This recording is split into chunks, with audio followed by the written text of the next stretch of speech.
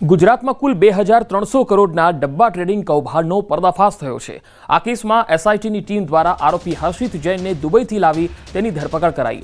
હર્ષિત જૈન પોતાના નેટવર્ક દ્વારા વિદેશમાંથી સમગ્ર રેકેટ ચલાવતો હતો। આ કેસમાં 2023થી ચાલતી તપાસમાં અત્યાર સુધીમાં 37 આરોપી ઝડપાઈ ચૂક્યા છે અને 400 સાક્ષીઓના નિવેદન લેવાયા। સાથે જ 129 જેટલા બેંક એકાઉન્ટ ફ્રીઝ કરવામાં આવ્યા। અત્યાર સુધીમાં ₹2300 કરોડના ગેરકાયદેસર વ્યવહારોનો પર્દાફાશ થયો। अन्य फरार आरोपियों सामे लुकआउट नोटिस पण जारी करवामां आवी। अलग अलग व्यक्तिओना नामे खोटा भाड़ा करारो बनावी ते खोटा भाड़ा करारो अमदावाद शहरमांथी गुमास्तधारानुं लाइसेंस मेळवी आ गुमास्तधाराना जे लाइसेंस मेळव्या पछी यूज करी खोटा दस्तावेजो बनावता हता अने ए दस्तावेजोना आधारे जे छे जुदी जुदी कंपनीओना सिम कार्ड खरीदता था। आज सिम कार्ड त्या स्थल परथी कब्जा करवामां आवेल हता। आ गैम्बलिंगनी अने डब्बा ट्रेडिंगनी गतिविधिओ चालती हती अने आज जे गैम्बलिंगना जे नाणां छे ए जे अनधिकृत रीते मेळवेला बैंक अकाउंटमां जमा थता हता। धरपकड करवामां आवेल छे। आ तपास दरमियान कुल ₹2300 જેટલા ટ્રાન્ઝેક્શન જે છે જુદા જુદા આવા પ્રકારના ખાતામાં થયેલ હોવાનું તપાસમાં પ્રસ્થાપિત થયેલ છે।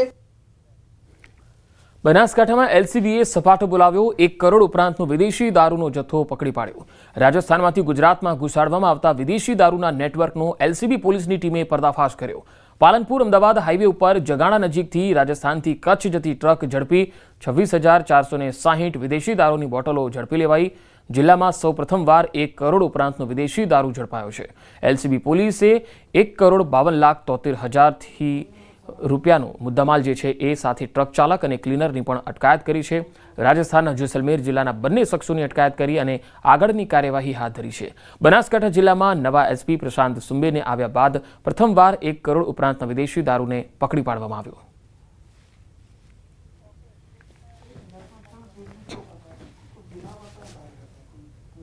અને હવે વાત અંબાજી મેળાની।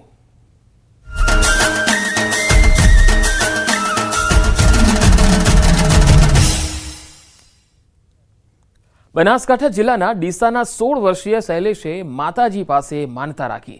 માનતા પૂરી થતા શૈલેષ તેના 4 મિત્રો સાથે આંખે પાટા બાંધીને ડીસાથી અંબાજી સુધી પગપાળા જઈ રહ્યો છે। તેના મિત્રો શૈલેષને બંને હાથ પકડીને પગપાળા અંબાજી લઈ જઈ રહ્યા છે। અનેક ભક્તો તેમની માનતા પૂર્ણ થતા મા અંબાના ધામ જઈને શીશ નમાવતા હોય છે।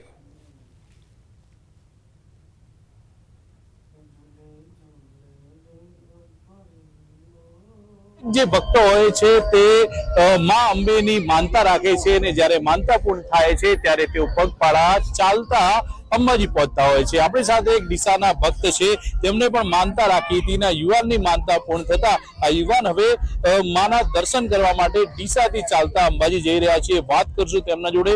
શું નામ છે, કેટલી ઉંમર છે તમારી અને ક્યારે માનતા રાખી હતી, હવે કેટલા સમયે પહોંચશો તે અંબાજી? ઘણો મનતા આપણે 12 મહિના પહેલા રાખી હતી। મનતા મારી પૂરી થઈ ગઈ હતી। એટલે મારી 16 વર્ષની ઉંમર હે। શૈલેષ નામ હે। ડીસાથી અમે રિયાળાથી નીકળ્યા હતા। એટલે કેટલા મિત્રો નીકળ્યા છો ડીસાથી અને કેટલો સમય થયો આ માનતા પૂર્ણ થયાને? 4 જણા નીકળ્યા હતા સાંજે। મનતા પૂરી થયા અને ઘણો 4 મહિને જેવું થયું હશે। બીજા મિત્ર છે, એમના વાત કરશું એમના જોડે।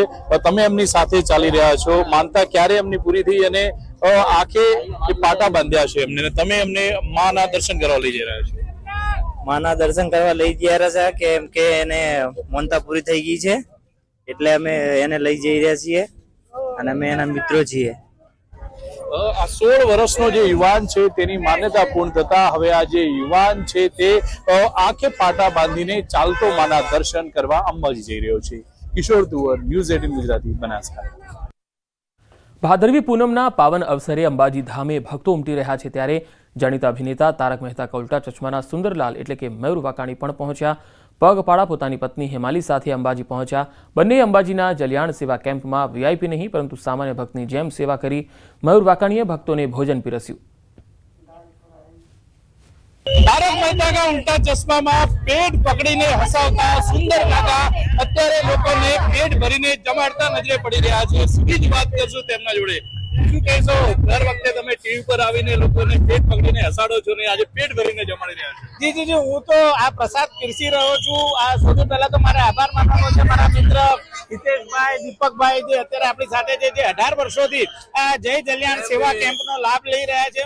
અને લગભગ એટલા જ વર્ષોથી હું પણ આ સેવા કેમ્પમાં આવી અને આવા ભાવિક ભક્તોની સેવાનો લાભ લઉં છું. આ બહુ મોટી વાત છે. આ બધા તપસ્વીઓ છે, આ બધા તપસ્વીઓ છે, એમના ચરણ જોઈને આપણે પીવા જોઈએ.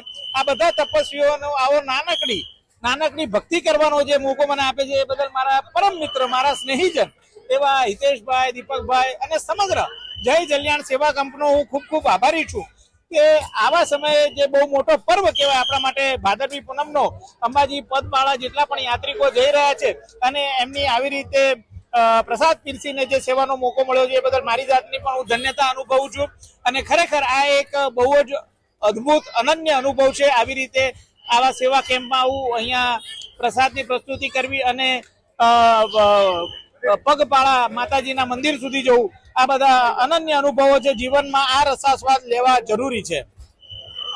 સાથે તારક મહેતા કા ઉલ્ટા ચશ્માના કલાકાર સુંદર કાકા, તેમનું કહેવું છે કે તેમને આ સેવાનો જે લાભ મળી રહ્યો છે તેથી તેઓ ધન્યતા અનુભવી રહ્યા છે. કિશોર તુવર, ન્યૂઝ 18 ગુજરાતી, બનાસકાંઠા.